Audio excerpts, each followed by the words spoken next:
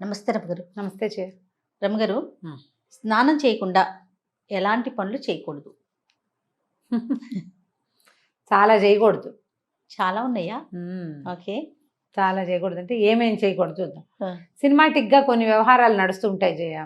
ఊళ్ళల్లో ఓ రకం చాలా పనులు అయ్యాక కానీ ఊళ్ళో కొన్ని కొన్ని కొన్ని కమ్యూనిటీస్లో స్నానాలు చేయరు. వంట కూడా అయిపోతుంది, తర్వాత స్నానం చేస్తారు. కొన్ని చోట్ల తెల్లవారుగానే స్నానం చేస్తారు. తెల్లారగానే స్నానం చేసేస్తే వాకిళ్ళు ఉడ్చుకోవాలా, ఇల్లు ఉడ్చుకోవాలా, స్నానం చేశాక ఇల్లు ఉడవటము, బట్టలు ఉతకటము అవన్నీ చేయాలంటే ఒక చికాగ్గా ఉంటుంది కదా. పొద్దుటి పూట కొన్ని ప్రత్యేకమైన పనులు, వాకిలి ఉడిచి ముగ్గేసుకోవటం, వాకిలి ఉడిచి ముగ్గి నీళ్ళు చల్లటం, లేదా వాకిలి వరండా కడుక్కోవటం. పని మనిషి చేస్తుంది అనుకో, బాధే లేదు, పనమ్మాయి ఇస్తుంది, ఎప్పుడో చేసేస్తుంది, ఓకే. లేకపోతే మనమే చేసుకోవాలంటే వాకిలి ఉడిచి ముగ్గేసుకోవాలి, నిద్ర లేవగానే బ్రష్ చేసుకోవాలి. ఈ బ్రష్కి ముందా వెనక అనేది మీ చాయిస్. వాకిలి కడుక్కోవటం దానికి బ్రష్ తోటి సంబంధం ఏం లేదు. పాచిమొహంతో వాకిళ్ళు ఊడ్చుకుంటారు సాధారణంగా, అదేదో అయిపోతుంది. తర్వాత స్టవ్ దగ్గరికి వెళ్ళాలంటే స్నానం చేసే వెళ్ళాలి. పాలు కాఫీ డికాక్షన్ పెట్టుకోవడానికి కూడా స్నానం చేయాల్సిందే. స్నానం చేయకుండా స్టవ్ ముట్టుకోకూడదు అనే సిద్ధాంతం ఉన్న కుటుంబాలు కొన్ని ఉంటాయి. నాకు ఆ సిద్ధాంతం లేదు. మా ఇంట్లో మడికి పొయ్యి వేరు, మామూలు వంటకి మామూలు పాలకి కాఫీలకి స్టవ్ వేరుగా ఉండేది. అది ఇది ఒకటి కాదు. మా చిన్నప్పుడు చాలా సంవత్సరాలు అలాగే ఉంది. పైగా మడి వంట చేసుకునేటప్పుడు పొద్దుటి స్టవ్ కడుక్కుని స్నానం చేసి స్టవ్ కడుక్కున్నాకే స్నానానికి వెళ్ళి అప్పుడు వంట, కడిగిన పొయ్యి మీదే వంట. ఇప్పుడు నేను కూడా అంతే చేస్తా.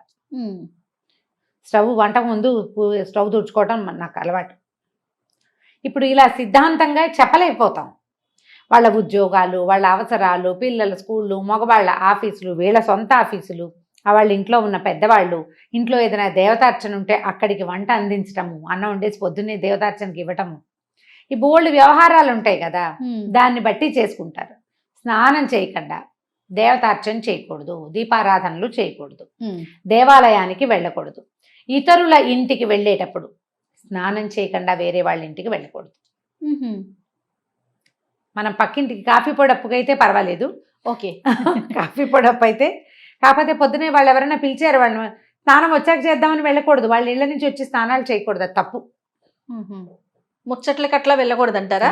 ముచ్చట్లకైనా, ఏదైనా తాంబూలం తీసుకోవటానికైనా, ఎవరైనా గబుకొని మనకు అవసరం వచ్చింది ఏదో తెచ్చుకోవటానికైనా, ఒట్టి కాఫీ పొడి గురించి కాదు, కాస్త పెద్ద వ్యవహారాలు.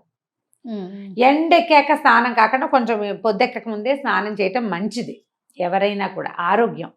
బయటికి పనుల మీద వెళ్ళే వాళ్ళు స్నానం చేసి వెళ్ళాలి. ఖచ్చితంగా స్నానం చేసి దేవతార్చనో లేకపోతే ఒట్టిగా దేవుడికి ఒక నమస్కారమో చేసుకోవాలంటే స్నానం చేసి వెళ్ళాలి. ఎప్పుడు కూడా ఇంట్లో నుంచి బయటికి వెళ్ళేటప్పుడు, సాధారణంగా బయటికి వెళ్ళటానికి కాదు, పని మీద వెళ్ళేవాళ్ళు స్నాన నియమం ఉంచుకోండి.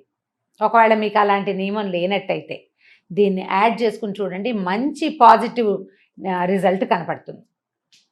రాత్రికి స్నానం చేస్తాం అంటారు, రాత్రిపూట స్నానం చేసి పడుకుంటారా? రాత్రిగా స్నానం చేసాం, పొద్దునే స్నానం ఎందుకు అని మొహం కడుక్కుని వెళ్ళిపోతారు. స్నానం చేయకుండా కార్యాలయాలకి వెళ్ళకూడదు.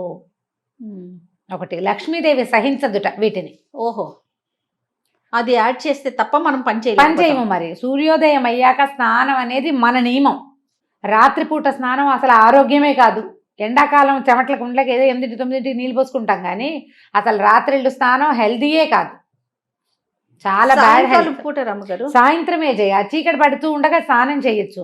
రాత్రిళ్ళు పడుకునే ముందు అన్నాలు తినేసి పడుకునే ముందు చెమట పోస్తుందని ఓ బకెట్ నీళ్ళు పోసుకుని పడుకుంటారు చూడు, వీళ్ళకి వాతపు బాధలు అధికంగా ఉంటాయి. ఆయుర్వేద వైద్యులు వద్దని చెప్తారు. రాత్రిపూట స్నానం చేయకూడదు. గర్భవతులు చేయకూడదు, బయట పీరియడ్స్లో ఉన్న వాళ్ళు చేయకూడదు. తర్వాత డెలివరీ అయిన వాళ్ళు, కొత్తగా డెలివరీ అయిన వాళ్ళు, పిల్లలకి పాలిచ్చేవాళ్ళు, వృద్ధులు, మెనపాజ్లో ఉన్నవాళ్ళు, తర్వాత ఏమో ఒళ్ళు నొప్పులు అవి బద్ధకము హెచ్చుగా ఉండేవాళ్ళు రాత్రిళ్ళు స్నానం చేయకూడదు. ఇంకెవరు మిగిలేరు? అదే కదా కదా, అందరినీ చెప్పేసాం.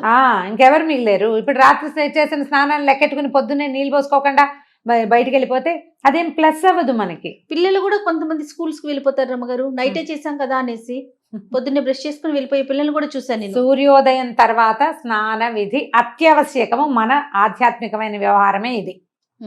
శుభ్రత కూడా, స్నానం చేసిన మొహానికి చేయని మొహానికి తేడా ఉండదు, మరి ఉంటుంది కదా. ఫ్రెష్నెస్, నీళ్లు మన పైనుంచి బాడీ పడతాయి. ఫీల్ అవుతుంది ముందు. అది మన మొహంలోకి వస్తుంది కదా. పైనుంచి మొహం కడుక్కుంటాం, మొహం కడుక్కుంటే వచ్చే ఫ్రెష్నెస్ మొహం కడిగినట్టే ఉంటుంది కదా. స్నానం చేస్తే ఉండే ఫ్రెష్నెస్ బ్రహ్మాండంగా ఉంటుంది. తర్వాత ఏంటంటే బ్లడ్ సెల్స్ యాక్టివ్ అవుతాయి. సన్నీళ్ళు పోసుకున్నాం అనుకో జల్లుమంటుందా ఒళ్ళు ఒక్కసారి. ఆ జల్లు అనగా నరాలకి సత్తు వస్తుంది. స్నానము అత్యవశ్యకమైన విధి. అది మడికో దీనికో అంటే ఏదో భగవదర్చనకి మాత్రమే అనుకోకండి. మీ శరీరానికి మీరు చేసే అర్చన స్నానం అంతే. ఇదొక గుడి కదా, దేహమే దేవాలయము అన్నారు. ఆ ఆత్మ ఇందులో నిలబడింది. ఇది ఉన్నంత వరకు ఆత్మ హాయిగా అందులో ఉంటుంది, ఈ పిచ్చిగూట్లో. దీన్ని శుద్ధంగా ఉంచాలి కదా, దీన్ని యాక్టివ్గా ఉంచాలి, ఆరోగ్యంగా ఉంచాలి. ఇది ఉంటేనే అది ఉంటుంది, ఇది లేకపోతే అది ఉండదు. అవును. ఆత్మారాముడిని సంతోష పెట్టద్దు మనం.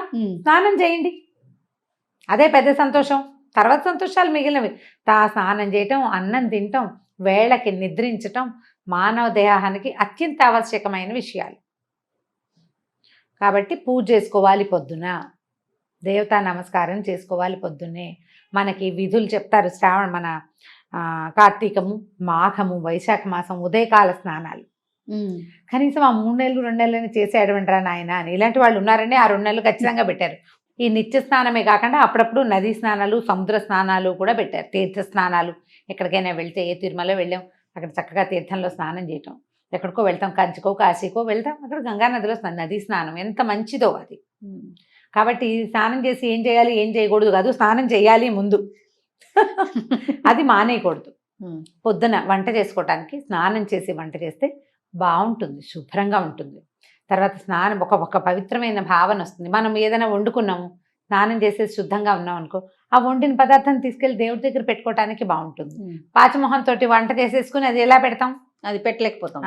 నేను టిఫిన్ ఏర్పాటు చేస్తాను అని లాస్ట్ టైం ఒక వీడియో చేస్తే, స్నానం చేయకుండానే టిఫిన్ చేస్తారా అని ఒకళ్ళు అడిగారు నన్ను.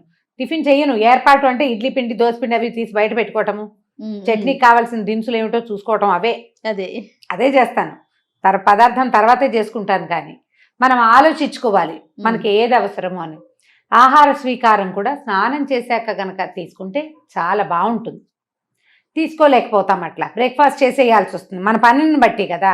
పొద్దున్నే చేసేయాలి, షుగర్ ఉంది, స్నానం చేశాక ఇవన్నీ దేవుడికి ఇవన్నీ చదువుకుని టిఫిన్ తినేసరికి లేట్ అయిపోతుంది, టాబ్లెట్లు వేసుకుంటారు.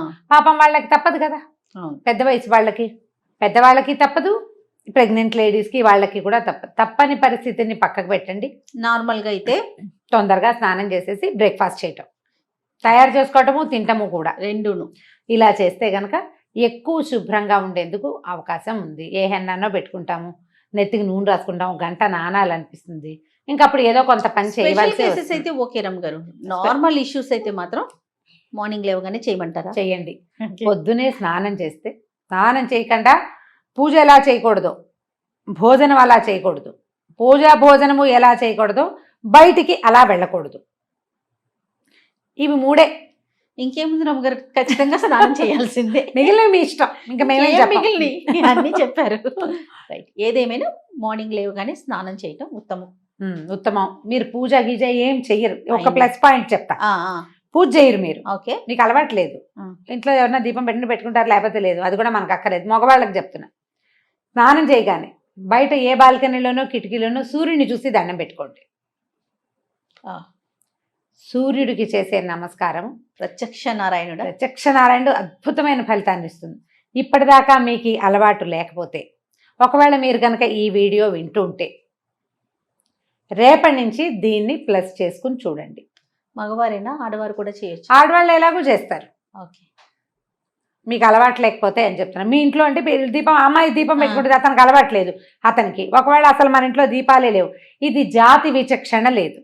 ప్రతి ఒక్కరు అసలు పూజలు గీజలు చేయరు, వీరేదో ప్రార్థన చేసుకుంటారు, మీ విధానాలు మీకున్నాయి. అయినా కూడా మీకు సూర్యుడు అవసరమే కదా, సూర్యుడు అందరి వారుడు కదా.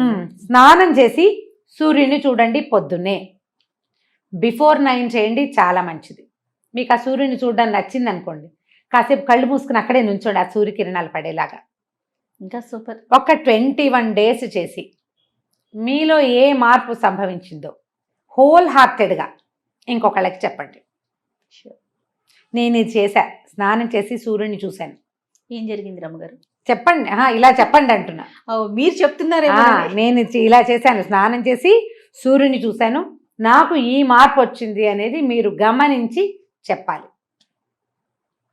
అప్పుడు పొద్దున్నే స్నానం చేయటంలో ఉన్న ఫలితం ఏంటో తెలుస్తుందేమో, మీరే అందరికీ చెప్తారు. ఎర్లీ మార్నింగ్ సూర్యుని చూడడంలో ఉన్న ఆత్మానందం ఏంటనేది చూసేవాడికే తెలుస్తుంది. మీరు బాగా ఎంజాయ్ చేస్తున్నారు. రైట్ రామ్ గారు, నమస్తే అండి. నమస్తే.